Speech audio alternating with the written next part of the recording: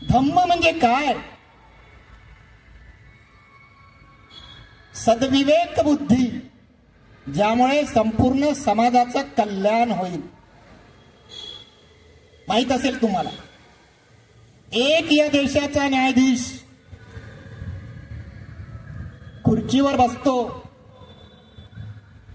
आणि एक भारतात गाजलेलं मोठं जेव्हा त्याला जजमेंट द्यायचं असेल तर पहिल्या दिवशी तो देवासमोर बसतो आणि सांग देवा, उद्या मला जजमेंट द्यायचं आहे, मी कसं जजमेंट देऊ? देवाला विचारून ना जजमेंट देतो. आणि सगळं जजमेंट कसं संविधानाच्या विरोधात जातं.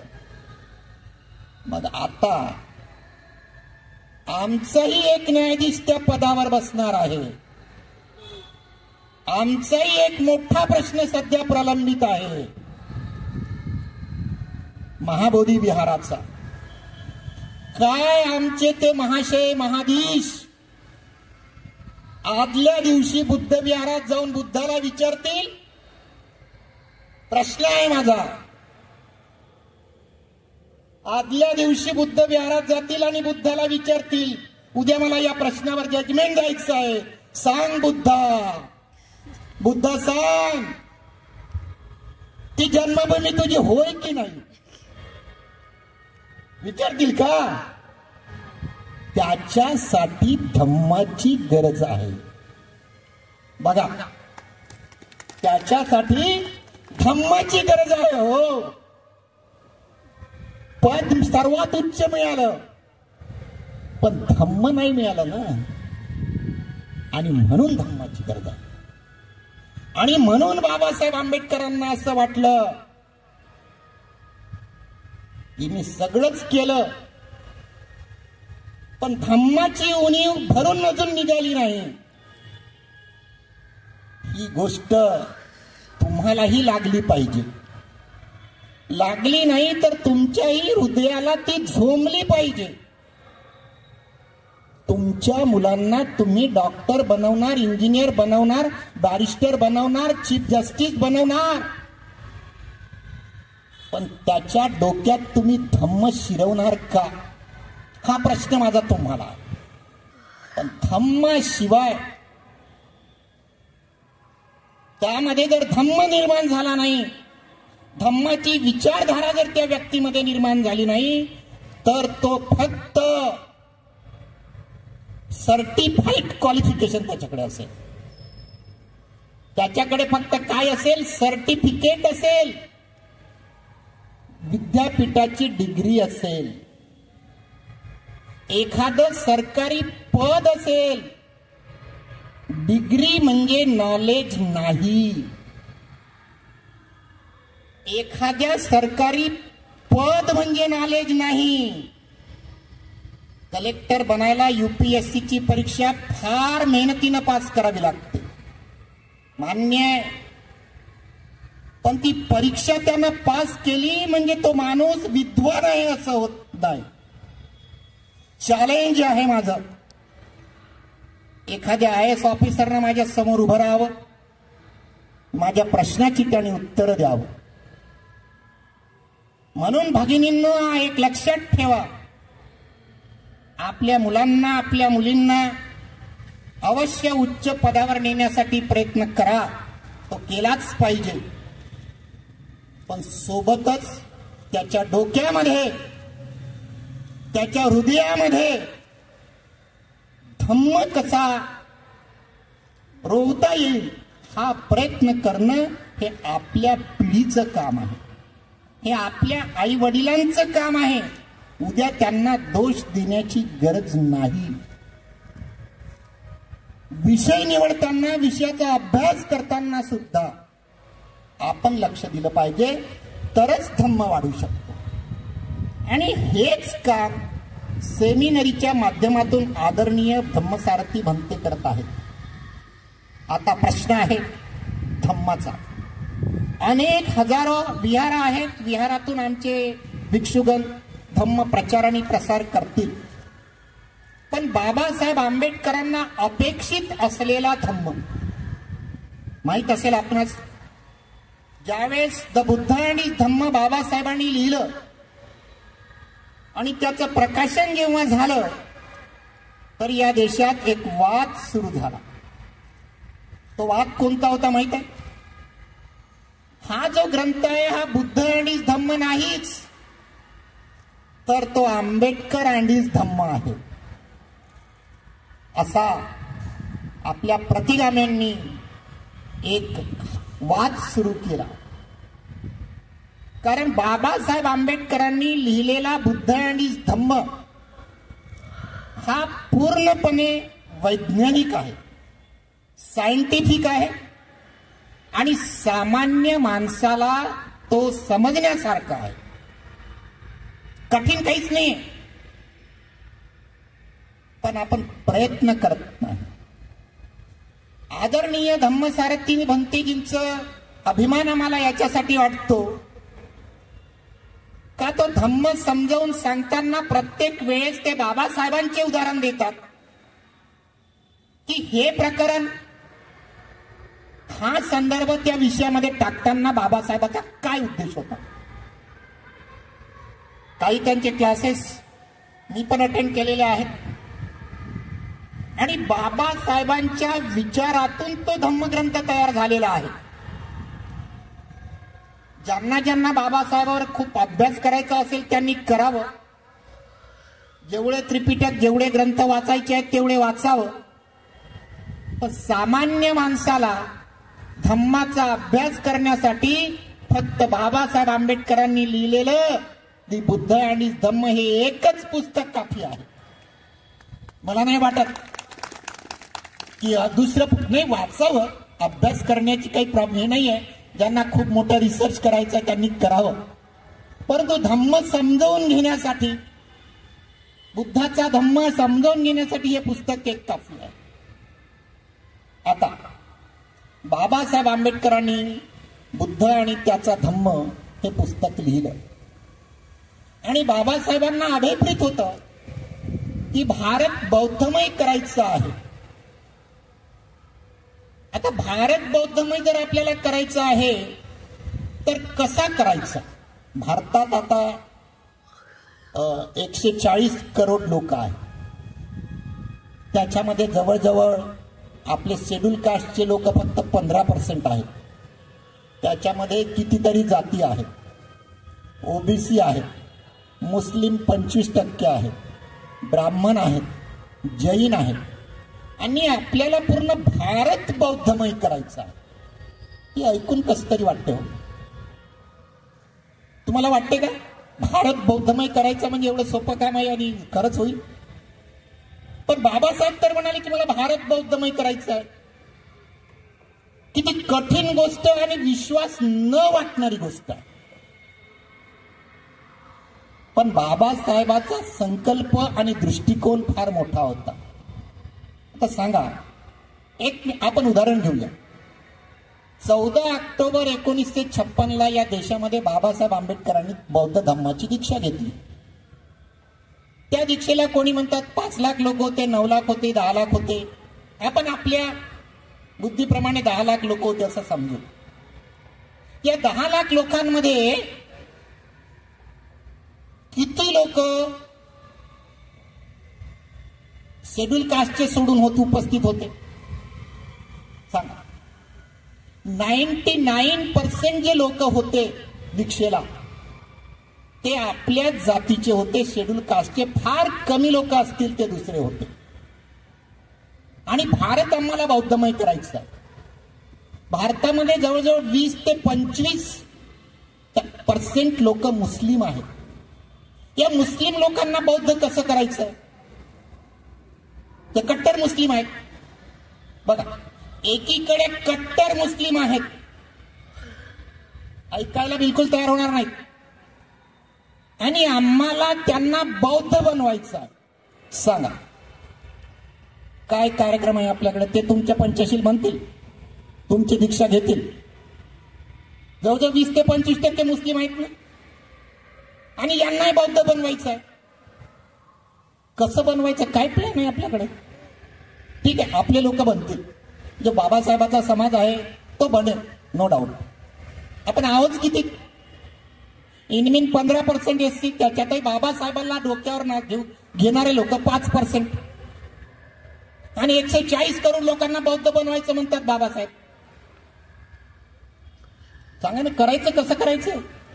काय प्लॅन असेल बाबासाहेबांचा? भारत बौद्ध राष्ट्र करायचं, भारताला बौद्ध राष्ट्र बनवायचं आहे. हो, दीक्षा आपण किती घेणार? दीक्षेचे कार्यक्रम करायचे, त्याच्या विरोधात मी नाही. दीक्षा घेण्यासाठी किती लोक येणार? कोणत्या समाजाचे लोक येणार? 140 करोड लोकांना बुद्धिस्ट बनवायचं आहे ना. आपलं टार्गेट काय आहे? भारत बौद्ध. विशिष्ट जातीला बौद्ध करायचं नाही, विशिष्ट समाजाला बौद्ध करायचं नाही आहे. आम्हाला 140 करोड लोकांना बौद्ध करायचं आहे. मग 140 लोकांना जर बौद्ध करायचं असेल तर बाबासाहेबाचं काय प्लॅन असेल? की बाबासाहेब खोटच बोलले? बाबासाहेब तर असं कधी बोलणारच नाही. बाबासाहेबाकडे प्लॅन असेल. बाबासाहेब विदाऊट प्लॅन न बोलणार नाही. बोलतील का? बाबासाहेबाकडे कॉन्क्रीट प्लॅन असेल भारत बौद्ध करायचा, आणि तो प्लॅन बाबासाहेबाकडे होता. कदाचित हे आपलं दुर्दैव की बाबासाहेब जास्त काळ वाचले नाहीत, तर भारत बौद्धमय झालाही असता. तरी पण बौद्धमय करण्यासाठी बाबासाहेबांनी जे प्रोजेक्ट आपल्याला दिले, ते प्रोजेक्ट आपल्याला राबवता आले नाहीत. भारत बौद्धमय करण्याचा एक प्रोजेक्ट दिला बाबासाहेबांनी आपल्याला. तो प्रोजेक्ट जर आपण वापरला ना, अंमलात आणला ना, तो प्रोजेक्ट आहे भारत बौद्धमय करण्याचा एक प्रोजेक्ट आहे. दीक्षा तर आहेच, सेमिनार तर आहेच, it is a one part आहे. पण एक कॉन्क्रीट प्रोजेक्ट दिला होता बाबासाहेबांना. इथल्या मुसलमानांनाही बौद्ध करायचं, जैनांनाही बौद्ध करायचं, ब्राह्मणांनाही बौद्ध करायचं, सगळ्यांना बौद्ध करायचं. आता बौद्ध करायचं म्हणजे काय? बौद्धाचा विचार हा मानवाच्या प्रगतीसाठी होता. माणसाच्या आर्थिक, सामाजिक, शैक्षणिक गरजा भागवण्यासाठी होता. धम्म, बुद्धाचा धम्म. प्रत्येकामध्ये न्याय, स्वातंत्र्य, समता आणि बंधुत्व निर्माण करणे म्हणजेच बौद्ध धर्म. बौद्ध धर्माचं मूळ प्रिन्सिपल काय आहे?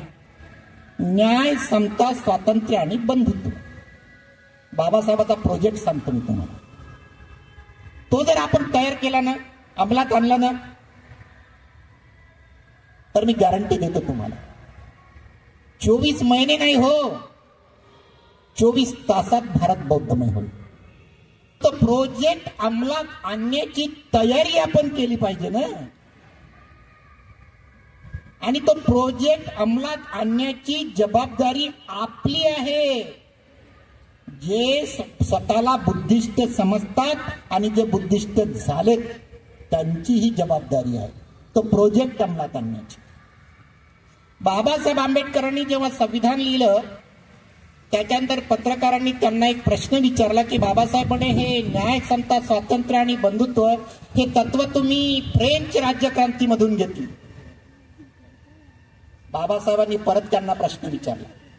मित्र म्हणे सांग, फ्रेंच राज्यक्रांती कधी झाली? फ्रेंच राज्यक्रांती 18व्या शतकात. आणि बुद्धाची क्रांती कधी झाली? इसवी सन पूर्व 2500 वर्ष. बाबासाहेब म्हणाले मित्रा, मला या फ्रेंच राज्यक्रांतीमधून ते तत्व घेण्याची गरज नाही आहे. 2500 वर्षापूर्वी बुद्धाची क्रांती झाली, त्या क्रांतीतून मी हे तत्व घेतले. न्याय, समता, स्वातंत्र्य आणि बंधुत्व हे तत्व घेण्यासाठी मला फ्रेंच राज्यक्रांतीची गरज नाही. संविधानाच्या पहिल्याच पानावर लिहिलेलं आहे न्याय, समता, स्वातंत्र्य आणि बंधुत्व.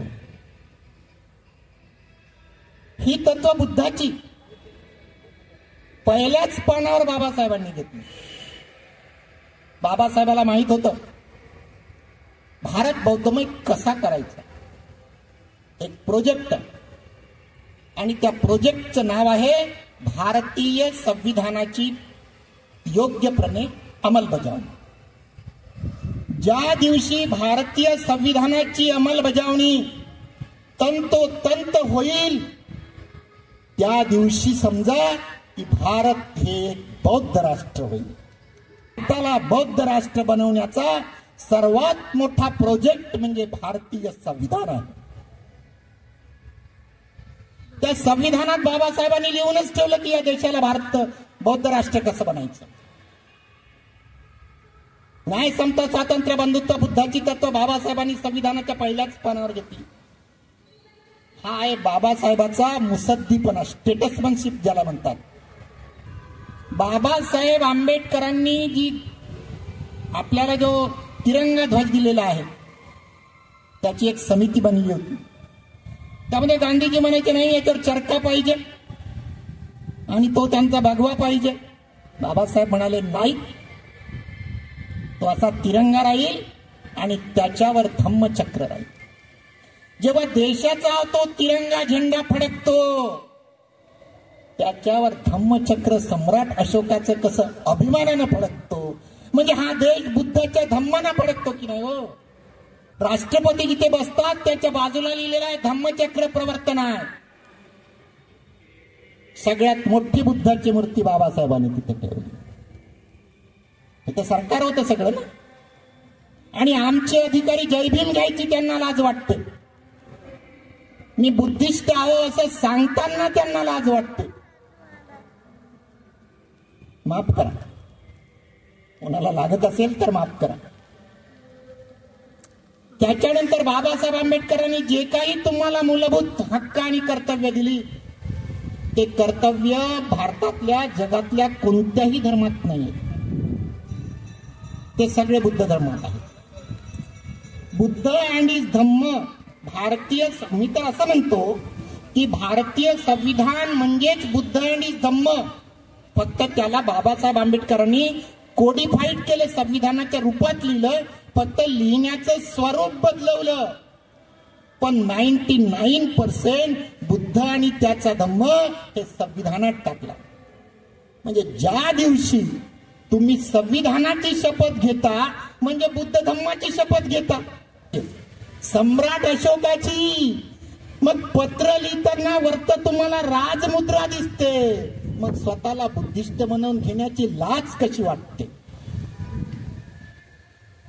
बघा, बाबासाहेब आंबेडकरांनी या पद्धतीनं संपूर्ण भारताला बौद्ध कसं करता येईल हा प्रयत्न केला. म्हणून ज्या दिवशी, म्हणून बाबासाहेबांनी आपल्याला 2 संदेश दिले. एक होता की मला भारत बौद्धमय करायचा आहे, पण त्याच्या अडचणी बाबासाहेबांना माहित होत्या. एखादी प्रोजेक्ट हाती घ्यायचा, एखादी बिल्डिंग बांधायची म्हटलं म्हणजे फक्त सिमेंट लागत नाही, बऱ्याच गोष्टी त्याला लागतात. सिमेंट लागतं, लोखंड लागतं, रेती लागतं, वाळू लागतं, त्या सगळ्या गोष्टी लागतात ना. पण भारत बौद्धमय करायचा आहे हा प्रोजेक्ट जर आपल्याला घ्यायचा असेल तर भंतेजी आपलं काम करतील, समाज सोशल वर्कर आपलं काम करतील, पण त्याचसोबत पुन्हा एका गोष्टीची गरज आहे हे बाबासाहेबांना माहित होतं.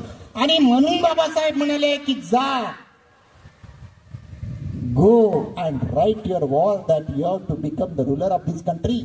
समाजात किंवा देशात करायच्या असतात त्याला शासनाची मान्यता घ्यावी लागते आणि ती मान्यता घेण्यासाठी आपले माणसं तिथं पाहिजे तरच त्या गोष्टीला मान्यता मिळेल. म्हणून बाबासाहेब म्हणाले की आम्हाला या देशाची राज्यकर्ती जमात बनायची. बाबासाहेबाला राज्यकर्ती जमात याच्यासाठी बनायचं होतं की आम्हाला भारत राष्ट्र बौद्धमय करायचं होतं. त्यासाठी धम्माची गरज आहे. आदरणीय बंधू आणि भगिनींनो, आपल्याला बाबासाहेब आंबेडकरांना अपेक्षित असलेला धम्म पुढे न्यायचा आहे आणि आपल्या नारीचे उद्देश आमच्या आदरणीय भंतेजींनी सांगितलेले आहेत. उद्देश फार चांगले आहेत आणि आपण सर्वांचं हे आद्य कर्तव्य आहे की आदरणीय भंतेजीच्या कार्याला आणि धनानं त्यांना सहकार्य केलं पाहिजे. आदरणीय भंतेजी जरी असले तरी ज्याला आपण मोठेपणा म्हणतो असं दिसत नाही. कधी छोट्या छोट्या प्रश्नावर ते माझ्यासोबत आमच्यासोबत चर्चा करतात. छोट्या छोट्या प्रश्नावर, छोट्या छोट्या विषयावर ते आमच्यासोबत चर्चा करतात. आणि म्हणून आदरणीय भंतेजींना आपण सगळ्यांनी सहकार्य करूया आणि ही जी सेमिनारी आहे ही फक्त 3 वर्षामध्ये वाखाण्यासारखं काम करत आहे. मला पूर्ण विश्वास आहे भंतेजी, या संपूर्ण नागपुरातच नाही तर संपूर्ण महाराष्ट्रामध्ये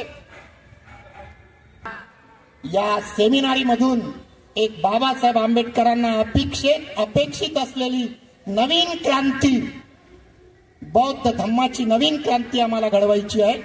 मला पूर्ण विश्वास आहे आपण सगळे लोक त्यांना सहकार्य करू. मी इथेच आपली रजा घेतो. पुन्हा बुद्धाचरणी विनम्र अभिवादन करतो. जय भीम, जय भारत. मार्मिक शब्दामध्ये तेलक सरांनी या ठिकाणी विश्लेषण केलेलं आहे. जे अपेक्षित आणि काळाची गरज आहे आणि ते मुद्दे आपणासमोर ठेवणं तेवढंच महत्त्वाचं होतं. आणि अशा विस्तृत शब्दामध्ये, कारण आपण आज बाबासाहेबांना आपण विचारायला जाऊ शकत नाही. बाबासाहेब जर जिवंत असते, बाबासाहेब हयात असते, आपण बाबासाहेबांचं साहित्य वाचून त्यांना कदाचित विचारलं असतं, बाबासाहेब या वाक्यावरून तुमचं काय मत होतं. परंतु ह्या चिंतनाचा सब्जेक्ट आहे. जे जे लोक बाबासाहेबांचं साहित्य चिंतनातून वाचत असते आणि त्यांचं प्लॅनिंग काय असावं तर ते वाचणाऱ्यांना, चिंतन करणाऱ्यांना कळते आहे. आणि अशा शब्दामध्ये मान्यवर तेलक साहेबांनी आपलं मनोगत आणि मार्गदर्शन या ठिकाणी केलं. यानंतर आपण